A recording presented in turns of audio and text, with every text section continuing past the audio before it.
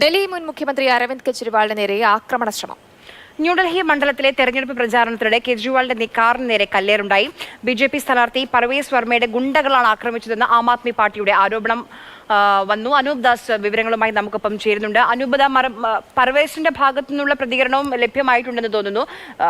കെജ്രിവാളിന്റെ കാർ തട്ടിയെന്നോ മറ്റോ എന്താണ് ശരിക്കും സംഭവിച്ചത്? ആരോപണവുമായി ആദ്യം രംഗത്ത് വന്നത് ആം ആദ്മി പാർട്ടിയാണ്. അരവിന്ദ് കെജ്രിവാളിന്റെ വാഹനം ആക്രമിക്കപ്പെട്ടു. ശക്തമായ മറുപടി ബി.ജെ.പിക്ക് ഡൽഹിയിലെ ജനങ്ങൾ നൽകുമെന്നായിരുന്നു ആം ആദ്മി പാർട്ടി പറഞ്ഞത്. അവർ ഈ ആരോപണം ഉന്നയിക്കുമ്പോൾ കൃത്യമായ തെളിവുണ്ട്. അതായത് കെജ്രിവാൾ സഞ്ചരിക്കുന്ന വാഹനത്തിന് നേരെ കല്ലേറുണ്ടാവുന്നതിൻ്റെ ദൃശ്യങ്ങളും ആം ആദ്മി പാർട്ടി പുറത്തുവിട്ടിട്ടുണ്ട്. നമുക്കിപ്പോൾ തന്നെ കാണാൻ ദൃശ്യങ്ങളിൽ കല്ല് ഡ്രൈവറുടെ ഭാഗത്ത് കാറിൻ്റെ മുകളിൽ വന്ന് വീഴുന്നതിൻ്റെ ദൃശ്യങ്ങളാണ്. എന്നാൽ അതേസമയം ബി.ജെ.പി പറയുന്ന കാര്യം കെജ്രിവാൾ സഞ്ചരിച്ച വാഹനം 2 യുവാക്കളെ തട്ടി അവർ ആശുപത്രിയിലാണ് എന്ന് മാത്രമാണ്. ഈ ആക്രമണത്തിന് പിന്നിൽ ഞങ്ങളല്ല എന്നോ അതല്ലെങ്കിൽ ഞങ്ങളിങ്ങനെ ചെയ്തിട്ടില്ല എന്നോ ഒന്നും പർവേസ് വർമ്മ, അതായത് ന്യൂഡൽഹി മണ്ഡലത്തിലെ ബി.ജെ.പിയുടെ സ്ഥാനാർത്ഥി, അദ്ദേഹം പറയുന്നില്ല.